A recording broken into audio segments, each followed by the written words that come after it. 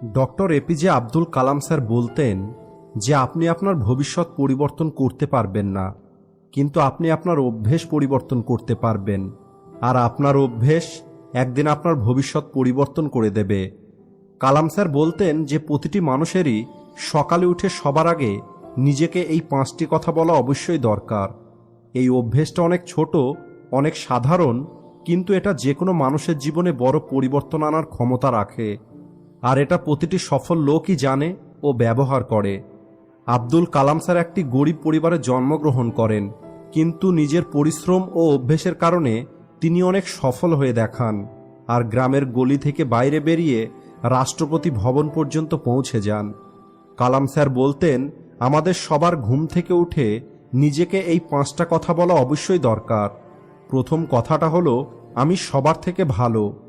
সকালে ঘুম থেকে উঠে একটি বড় লম্বা নিঃশ্বাস নিন আর নিজেকে বলুন, আমি সবার থেকে ভালো।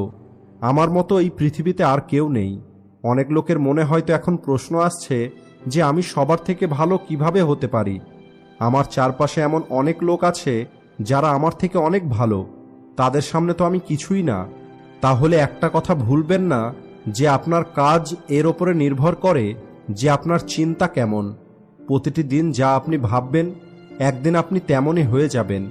রোজ আপনি নিজেকে যা বলবেন, যা শুনবেন আর যা চিন্তা করবেন সেটাই আপনার সাবকনসিয়াস মাইন্ড বিশ্বাস করে নেবে। রোজ সকালে যখন আপনি নিজেকে বলবেন যে আমি সবার থেকে ভালো, তখন আপনি ভালো ফিল করবেন। আর যখন আপনার ফিলিংস ভালো হবে তখন আপনার চিন্তা ভালো হবে। আর যখন আপনার চিন্তা ভালো হবে তখন আপনার কাজ ভালো হবে। আর যখন আপনার কাজ ভালো হবে তখন তার রেজাল্টও ভালো হবে। এরপর যে কথাটা কালাম স্যার বলেছেন যা রোজ আপনাকে বলা দরকার, সেটা হলো, আমি এটা করতে পারবো। এই পৃথিবীতে প্রতিটি মানুষের জীবনেই বড় স্বপ্ন আছে, কিন্তু 90% লোক তারা তাদের স্বপ্ন পূরণ করতে অসফল হয়ে যায়। এর পিছনে সবথেকে বড় কারণ হলো এদের নিজের ওপরে বিশ্বাস অনেক কম। Dhirubhai Ambani, Ratan Tata, Bill Gates, Mark Zuckerberg বা অন্য যে কোনো সফল ব্যক্তিরা আপনার থেকে আলাদা নয়। আপনিও এদের মতোই, কারণ এরা অন্য কোনো গ্রহ থেকে আসেনি, তাই এরা পেরেছে, অর্থাৎ আপনিও পারবেন। তাই রোজ সকালে উঠে নিজেকে বলুন যে আমি এটা করতে পারবো। আর যখন রোজ আপনি এটা নিজেকে বলবেন তখন ধীরে ধীরে আপনার বিশ্বাস এতটাই মজবুত হয়ে যাবে যে আপনি আপনার বড় থেকে বড় স্বপ্নকে পূর্ণ করতে পারবেন। তৃতীয় যে কথাটা সকালে উঠে আমাদের নিজেকে বলতে হবে সেটা হলো, ভগবান সবসময় আমার সাথে আছে। লোকের জীবনে যখন কোনো সমস্যা আসে ও খারাপ সময় চলে তখন তাদের মনে হয় যে এমনটা আমার সাথে কেন হচ্ছে, উপরওয়ালা এতটা নির্দয় কি করে হতে পারে। তাহলে মনে রাখবেন, ভগবান যা করে ভালোর জন্যই করে। আজ হয়তো আপনি ভালো কিছু দেখতে পাচ্ছেন না, কিন্তু পরে আপনি বুঝতে পারবেন যা হয়েছিল সেটা ভালোর জন্যই হয়েছিল। একবার ভেবে দেখুন, যখন ভগবান রাত্রে গাছের ডালে ঘুমিয়ে থাকা পাখিকে নিচে পড়তে দেয় না, সেই ভগবান আপনাকে কি করে একা ছেড়ে দেবে। তাই এই বিশ্বাস ও ভরসা রাখুন যে ভগবান সবসময় আপনার সাথে আছে। তাই রোজ সকালে উঠে নিজেকে এটা বলুন যে ভগবান সবসময় আমার সাথে আছে।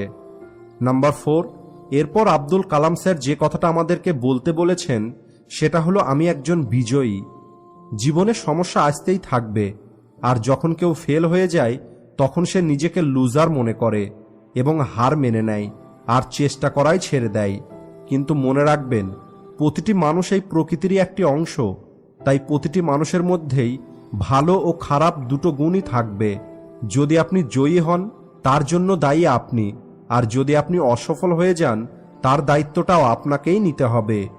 যখন উইনার হবার প্রতিটি কোয়ালিটি আপনার মধ্যে আছে তখন নিজেকে রোজ এটা বলতে সমস্যা কোথায় যে আমি একজন জয়ী। রোজ যখন আপনি এটা বলবেন ও বিশ্বাস করবেন যে আমি একজন উইনার, তখন আপনার চিন্তা উইনারের মতোই হবে, আপনার কাজ উইনারের মতো হবে। সবশেষে যে কথাটা কালাম স্যার আমাদের নিজেকে বলতে বলেছেন সেটা হলো যে আজকের দিনটা আমার। বন্ধুরা,